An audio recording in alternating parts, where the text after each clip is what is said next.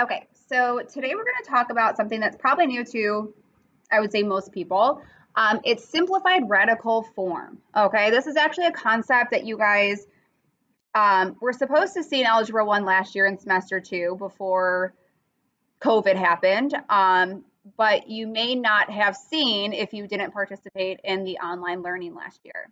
So we're going to go through it from scratch and try our best to hopefully, if you've known it since last year, great. Hopefully that'll kind of give you a little head start here. And if not, that's okay. You're going to see it for the first time. Okay. So a radical expression is in simplest radical form. It should say is in, but it's okay. If the following three things are true. Okay. First thing that has to be true is that there's no perfect squares other than one in the radicand. B is that there are no, I should say fractions, are in the radicand. And for C, no radicals appear in the denominator of a fraction. We're going to focus on letter A. I said that right here. We're going to see B and C in semester 2, but I don't want to overwhelm you guys with all this new information that you're not going to see quite yet. So we'll see that back when we get to our trig unit in semester 2. But semester 1, we are really just trying to make sure that there are no perfect squares other than one under the radicand. Okay. All right. So you might be asking, well, what is a radicand? A radicand is just this symbol here. So it's something we call a square root. Okay. All right. We'll get to that in a minute. Okay. All right. So first thing, what are perfect squares? So a perfect square is when you take a number and you square it. So multiply it by itself, in other words, and that's the number that you get. So for example, if I do 2 squared is the same thing as 2 times 2, which gives me 4. 4 is a perfect square. If I do 3 squared, that would be 3 times 3, which is 9. If I do 4 squared, that's 4 times 4, which is 16. And I could keep going. 5 squared is 25, that's 5 times 5. 6 squared is 36. 7 squared is 49. 8 squared is 64. 9 squared is 81. 10 squared is 100, and you could keep going.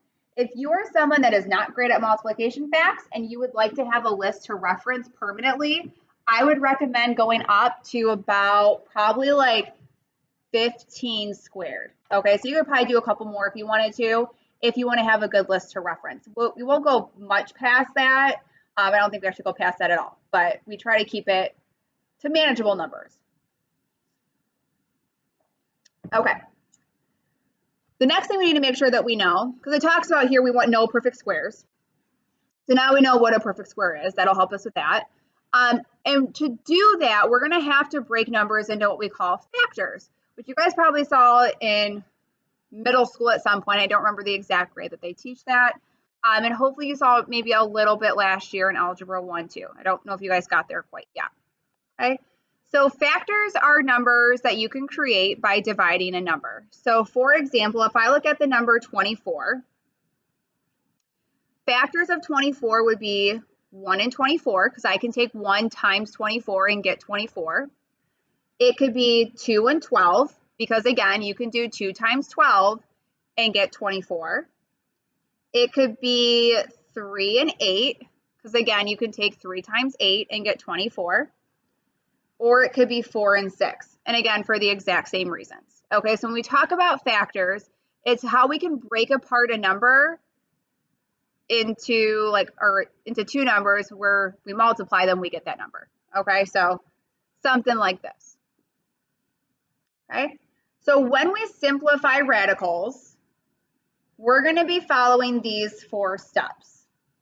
Okay, 1, we're going to look at the number that's underneath the radicand, so underneath this symbol here, and we're going to try to figure out factors that we could use.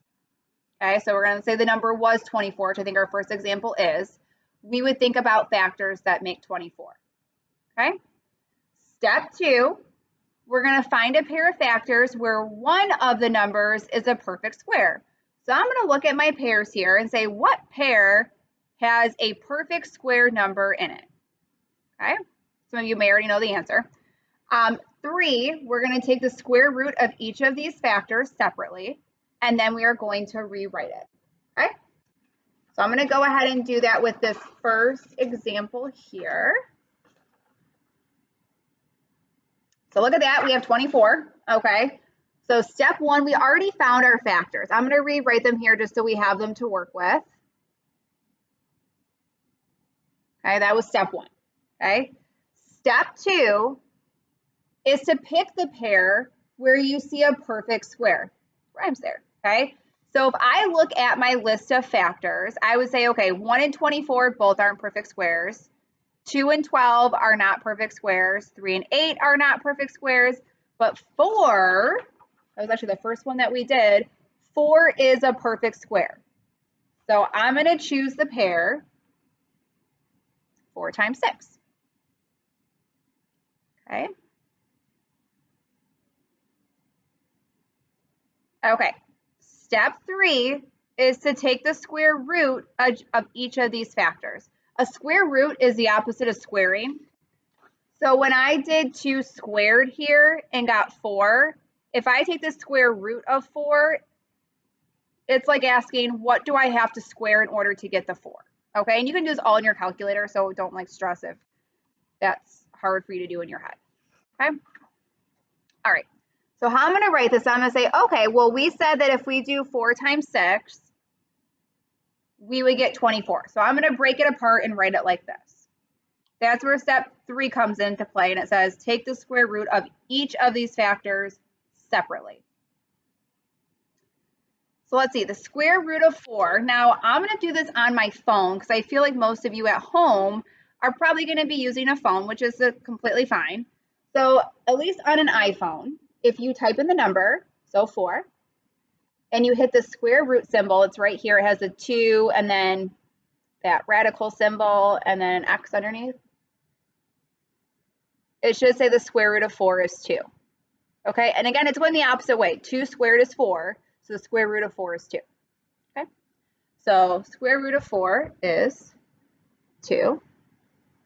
So square root of 4 is 2. If you cannot take the square root of a number nicely, it stays as is. If I were to try to do the square root of 6, so 6, I would get a crazy decimal, so I leave it as the square root of 6. So your final answer would be 2 times the square root of 6, just like this. Okay. I'm going to do the same thing for example 2. Step 1, find our factors. I could do 1 and 20. It's usually never that one, but I'm just going to write it for the sake of being consistent. Another pair could be 2 and 10, or we could also say 4 and 5. 1 and 20 are both not perfect squares. 2 and 10 are not perfect squares, but just like in our other example, 4 is a perfect square. So the pair that I'm going to choose is 4 and 5. And then I would do the same thing. I would say, okay, I can rewrite the square root of 20 as the square root of 4 and the square root of 5. We just did the square root of 4 here. Square root of 4 was 2. And if I try to take the square root of 5, I get another crazy decimal. So we just leave it as the square root of 5. Your answers are going to look a little weird. I get that because you're not used to having like symbols in an answer. But it really is just a number. Okay. All right, we're going to do the same thing for the square root of 45. I would say step 1, my factors are 1 and 45. We could do 5 and 9. A little out of order there, sorry. We could do 3 and 15. Okay. 1 and 45, not perfect squares. 5 and 9, 9's a perfect square. And just to double check, I would say, okay, does 3 and 15 work? No. Okay. So the pair that you want to choose, this is step 2, sorry, this is kind of off to the side here, would be 5 and 9. So I would say I can change this to 5 and 9. I like to do the perfect square first. That's completely up to you. So notice I have the square root of 5 times the square root of 9. I'm going to, in my head, say, okay, what's the square root of 9 first? I just think it looks nicer that way. So the square root of 9, again, you're asking yourself what times what gives you 9, okay? Or you can do it in your calculator. So if I take 9, you should get 3. 3 times 3 is 9. And the square root of 5, again, would give you a nice, or not a nice answer, okay? We would do the same thing for the other 3. The only other 2 that I want to talk about is 5 and it says 4, should be example 6. I'm going to talk about 5 and 4. Well, example 4 is basically the same idea, okay? All right, so 5, if I start listing factors, there's a ton, but there's going to be 2 that stand out to you. The pairs 9 and 8 and the pair 36 and 2. The reason these should stand out to you is because 9's a perfect square and so is 36. So you might be asking yourself, well, which pair do I choose? Do they both work? Do they not both work? The answer is they both would work, but the one that has the bigger perfect square will be easier for you to simplify. So I'm going to choose the pair that's 36 and 2. The square root of 36, if I were to do that in my calculator, so 36 square root, you should get 6. 6 times 6 is 36. And the square root of 2 will say the square root of 2. Okay? There's nothing wrong with choosing 9 and 8. You'll just have to keep simplifying because it won't be in simplest form with 9 and 8. Okay? So always choose the one that is the biggest. And then 4 I threw in there because when you're looking at numbers like 16, if I list factors, these are your options here, okay? I told you guys up top here, usually 1 and that number is not the pair that you want to choose, but here it is, okay? 16 is a perfect square. That was actually the third number on our list. 4 times 4 is 16, okay? So 16 is a perfect square. So you don't even actually have to break it apart at all. If you have something that's a perfect square, just take the square root of it and that's it. So when I take the square root of 16, I get 4. 4 times 4 is 16. So your answer here is just 4. Okay, so if I saw something like take the square root of 25, you wouldn't be breaking it apart. You would just say my answer is 5. Same for anything that's a perfect square. Okay.